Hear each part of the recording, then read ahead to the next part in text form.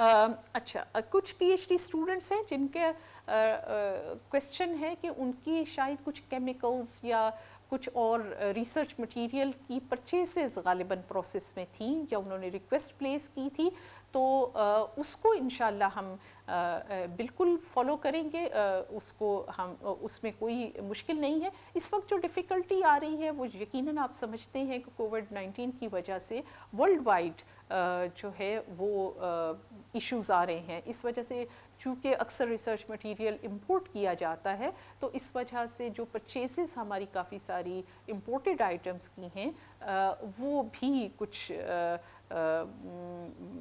معاملہ جو ہے وہ اسموتھلی نہیں ہو رہا، تو ہمارے اینڈ پر اس کی طرف سے کوئی ایشو نہیں ہے۔ ہم ساری آپ کی ریسرچ مٹیریل کی جو ریکویسٹ اور جو